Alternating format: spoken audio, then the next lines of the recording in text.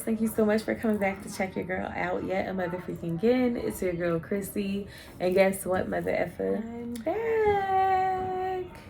Period.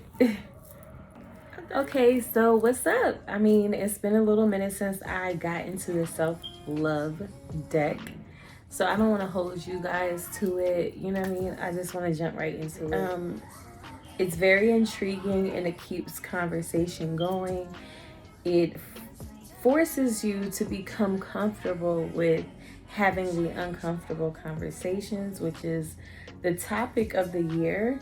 I don't think that people really understand really genuinely what that really means, because me as someone who likes to receive it even uncomfortably, I'm still someone that is going to give it the way I want it. You know what I'm saying? And I'm finding that a lot of people don't like it as straightforward and as blunt or insensitive as some people may call it to be. And I'm just like, get over it.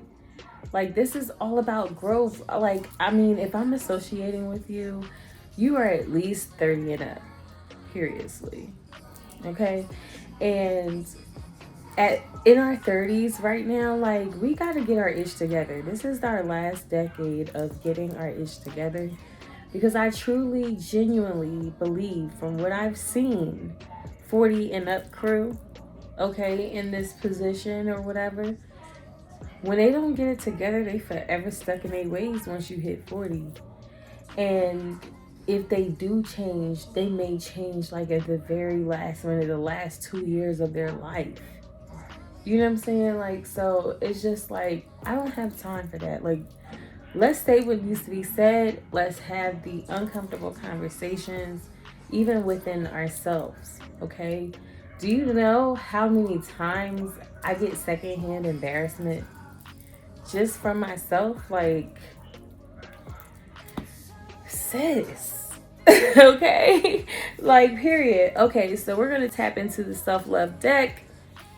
I wanted to keep it cute and cozy, so don't mind me. And my feet is always cold, and I hate that.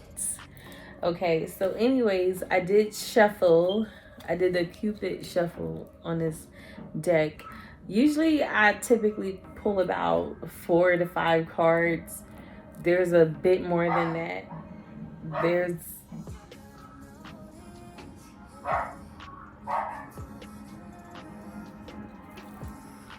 It be the kids distracting me for me. But anyways, back into the video, because I don't even know what just happened, honestly. Like, it was a lot. But if you never watched any of my videos where I pluck from the deck, excuse my kids, I'm a mother of 4. I pluck from the deck, but I never read these questions, but I'm answering it truthfully. And I would love your involvement if you come across this video, or if I happen to be doing a live and pulling from the deck, because I tend to do that on my Facebook page, and maybe I'll start doing that on my YouTube channel if I can. But yeah, this is my first time reading whatever is on the back of this, so I'm going to answer it truthfully. You know, because I'm recording, I have to kind of think fast. But that doesn't mean I'm not like really thinking about it. I kind of like got used to learning how to think fast when asking these questions, because I did a quite bit of these videos and answered a lot of questions. So anyways, you can find playlists of that. I'll leave them linked below eventually. Okay, so keep checking if they're not there right away. And let's get into card number 1. All right. If saying no was a form of self-love, when is a time you wish you would have loved yourself more by doing so?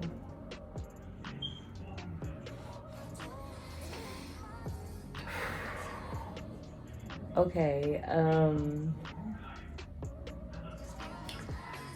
just recently, when I broke my celibacy, I can't say I regret it because I contemplated on it, but at the same time, and that's the weird thing, because at the same time, I feel like, you know, a form of self-love at that time would have been to say no, because I was going against everything that truly matters to me at the core, and the reason why I chose celibacy. I chose to practice celibacy and abstinence. That was a decision I made for me, and because of what I felt was great and fitting for me. And going outside of that because I was vulnerable at the moment, not because of him, not because of any other influence. It was simply because of dealing with a death, you know what I'm saying? And just dealing with it in a way subconsciously that, you know, was unrecognizable until, you know, after, you know, a couple of months later after the fact. So, but no, I just would have preferred to think about the self-love that I gained for myself in those moments when I was praying to God. And I did, but I just didn't care. That's the truth. And I mean, but that's why I jumped back into the celibacy journey, and that's why I'm going to continue. And let's be clear, I'm going to continue to say I am now almost I'm 3 years celibate. I had one moment where I stepped outside. That is not the norm. That is the abnormal. So we're not starting the clock over. Okay? We're not doing that. Okay? That was a little hiccup. That was one of those little sunburst flares that be bursting out the sun. It was one of those. It don't count for much, okay? What counts is what's happening here. I'm on this journey 3 years deep, okay? I had a moment of weakness. I got that little itch scratch and I went about my way, period. And I'm not allowing that to hold me down or hold me back or anything like that. So it's time to get rid of this card. Okay, so this says, who is responsible for your happiness? Describe how they have been handling their responsibility lately. Like, is this a trick question? And I'm going to say this because I think it's really cute for people to say that you are the only one responsible for your happiness. I think it's cute. I'm not going to say I support it because that's not what I represent. What I support and what I represent is some real, raw, authentic BS, okay? Not fabricated BS. So when it talks about who is responsible for your happiness, everybody got psyched up because Will Smith said you or whoever it was. And that's a fact. Oh, Jada, I don't know. One of them said it. And they're right. You are responsible for your happiness. But when we are together, you know what I'm saying? Me as your partner, I am here to build you up. Okay? I don't care what the naysayers have to say about you. I don't care what you've been through. I don't care whatever you have going on or had going on. If I'm for you, I'm for you. I'm rocking for you. You feel me? So it's like to say that, they have been handling their responsibility, describing happiness. Yeah, we are both responsible. We're responsible for our own happiness, and we're also responsible for contributing to the happiness and the peace and the well-being of this world. You know what I'm saying? Like, it's just really them trying to condition you to being selfish, and y'all just catching on like, oh, that's actually a really good idea because I F with that. Like, no, you're actually putting poison into this world by producing that type of mentality. You know what I'm saying? Like, I'm responsible for your happiness as well as I'm responsible for my own. Okay? Because the reason why the world is effed up is because people have that mentality. They're not considerate. It takes nothing to be considerate of the other person. Why y'all act like being considerate is some BS? Like, I just really, that be blowing me. Like, it really be blowing me. Honestly, I even had to tell my mom that one time. I'm like, yo, like, when I did it, I was very considerate. I cleaned the area. I laid it back. I had it freshened up. But now you did it. I'm getting it. Like, what? You know, like, I just don't think people are considerate of other people. People are in the mentality of they want to be selfish, and they love that. Like, this is big for me. And don't get me wrong, it's good to be selfish in certain areas in your life. But when it comes to a point where you feeling like you just don't give a F, I can't F with you. Because the whole time you don't care, I care. And I can't F with mother effers that don't care. Like, I'm an empath, my nigga. But I'm not the new empath. I'm not the empath that just found out I was an empath. I'm OG out here in these streets. Okay? I've been out here. I'm that empath you can't get over. You can't run over. You can't try none of your nasty old school tricks on them young girls that you be doing. Like, you can't get that off on me.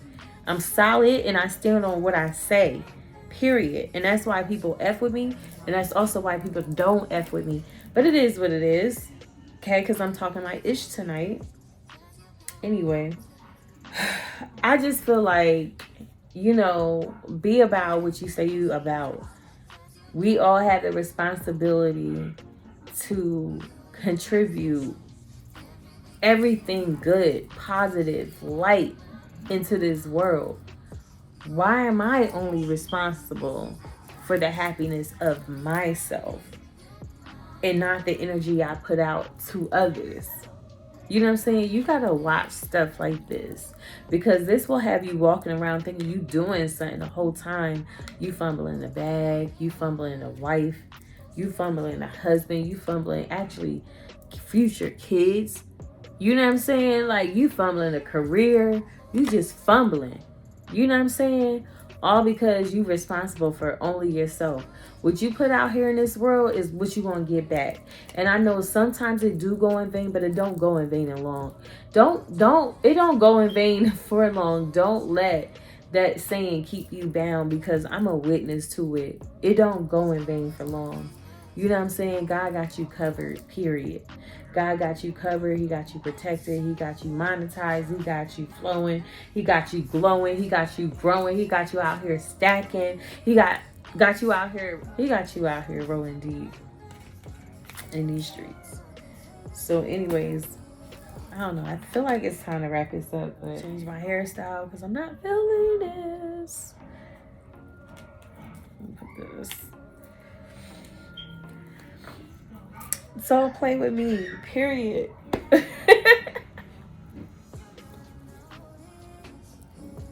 Can we can